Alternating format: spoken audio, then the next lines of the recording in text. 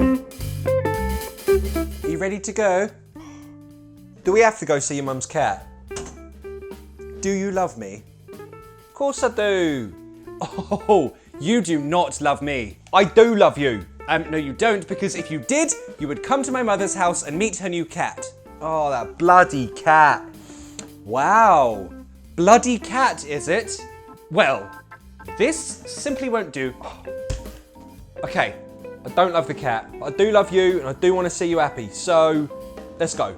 No, I don't want to anymore. I'm grumpy. Alright. What if I pick up a cat's toy from the petrol station on the way to mum's? How about that? The petrol station. They don't even do cat toys, I think. Then what's it going to take? We're arguing over a stupid cat. I think we're done. So we're not going to see mum's cat then? What? No, I'm leaving you. Good, I hate that cat. What do you want me to do for dinner, love? I was thinking of making a curry. Love? So, I did a whole video explaining the collocations of and the differences between make and do. You can watch that video by clicking here. Or should I have said made a video? Or could it be both? You'll know if you watch this. But today, a really common question that I get is, Ali, I saw this sentence, I do love you, I do want to go. Why did they put do? Isn't that bad English? Shouldn't it just be, I love you, I want to go? This is a great question, and this is one of the many weird ways that we use do.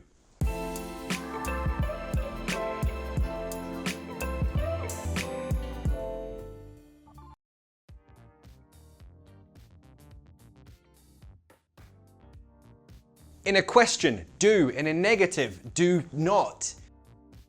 But in a positive sentence, usually, there's no do here. So why do we sometimes put do before a verb in a positive sentence? Why? Why is that? It's for emphasis. We make that sentence stronger. We want to say, yeah. That verb, yes. You think no, but actually, yes. It's not negative, it's positive. I do love you. That's how do works for emphasis. Another example, maybe you want to clarify something before you say something negative. For example, your friend offers to cook, but you would prefer to eat out in a restaurant, for example. I do like your cooking, but let's go out to eat. Of course, you don't want the other person to think, is my food bad? So you want to say, no, don't think that I don't like it, because I like it. I do like your cooking. So pronunciation practice, say it with me, emphasis on do. I do love you. I do love you. I hate your clothes and your hair and your face. But we're not finished. We use do in other weird ways. You are very, very hungry. If you don't eat soon, you're gonna kill someone. So you go to the fridge looking for food to make. That's a fridge. So you look inside your fridge. What food do I have? What can I make? All you can find is ketchup, an onion, a potato, and some butter. Wow. I mean, it's definitely not perfect. It's not what you wanted. It's like nothing, but you can work with it. And when you work with something which it's not perfect, it's not ideal, it's not really what you wanted, but you make it work. You make do. Or you make do with it, the things. So, as a full sentence, onion, potato, ketchup, butter. I guess I'll make do with what I have. Hi, welcome to Ali's Cooking Corner. When you have nothing in your fridge, make do with the stuff you do have. First, mash that potato and melt some butter in there. Next, chop and cook some onions. Sprinkle the friggin' onions on top of it or stir it in or whatever. Then put ketchup on top to finish. You've got yourself a meal, my friend. Thanks. Say it with me. Pronunciation matters, people. I'll make do. You say it. It's not perfect, but I'll make do. But we're not finished. The next weird way that we use do is this fixed expression, it'll do. You can't modify the tense, but you can change it to a negative. But it will only be future.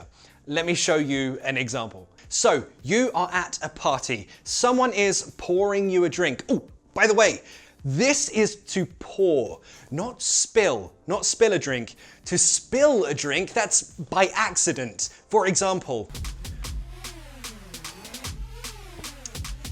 oh no, I spilled drink on myself. Better take my clothes off. I love this song.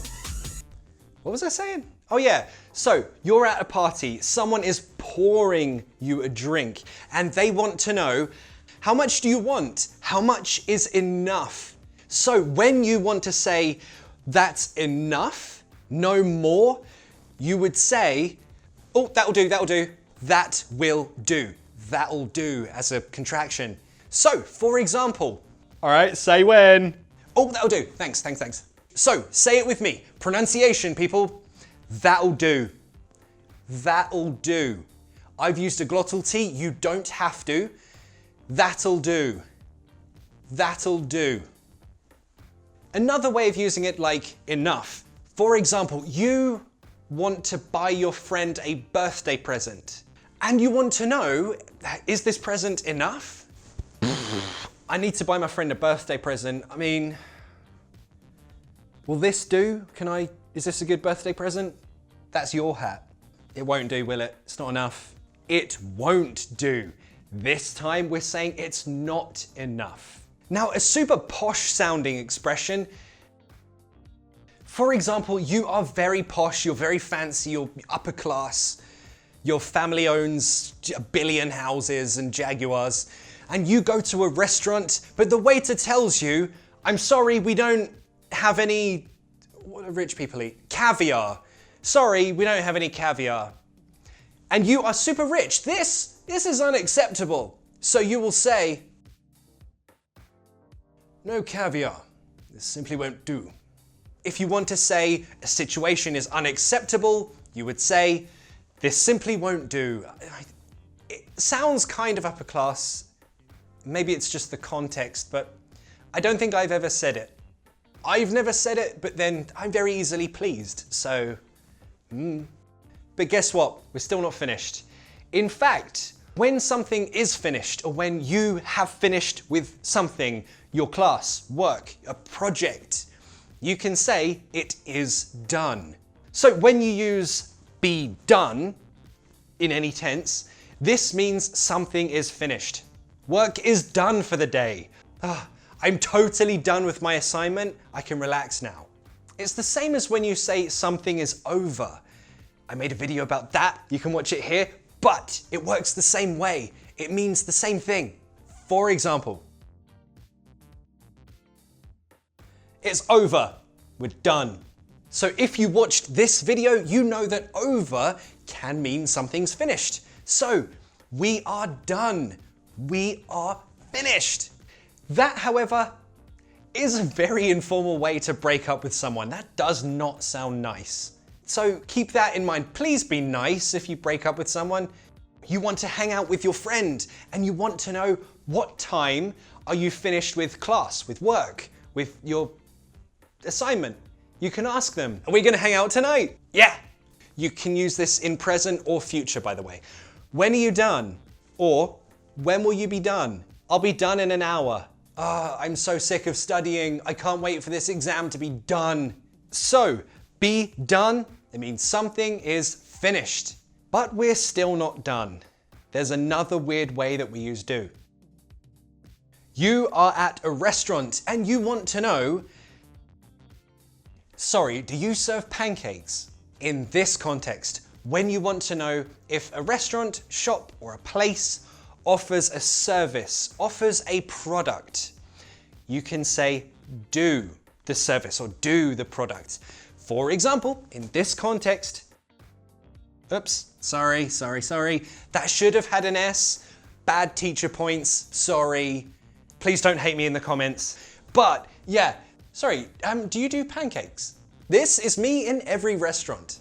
And again, I'm just asking, do you offer this product? Do you offer this service? So it's not just for restaurants. It could be you need to buy a cat toy. You go to a shop and you want to know, do you sell cat toys? Change it for do. Excuse me, I know you sell cameras, but do you also do cat toys? No? Okay. But we're still not done. Well, actually, this is the final one. Then we're done. Okay, you and your friend did an exam. You just finished. You're done with the exam.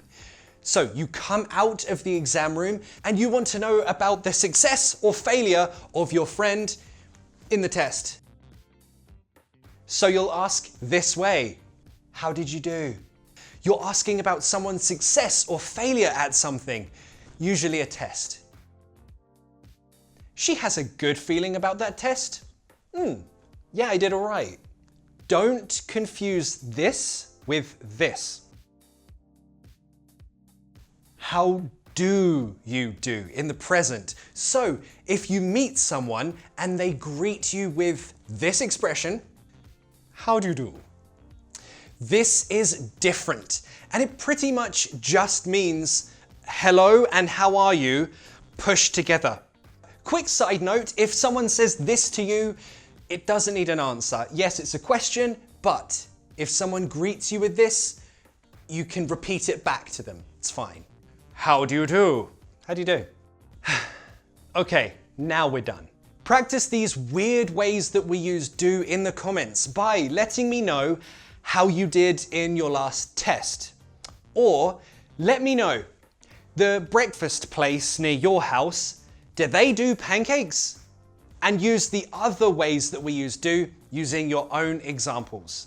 You can find a worksheet on today's video, practice what you've just learned by joining my Patreon page or joining this channel as a member. Let me know in the comments which videos you'd like to see in the future, and I'll see you in the next lesson.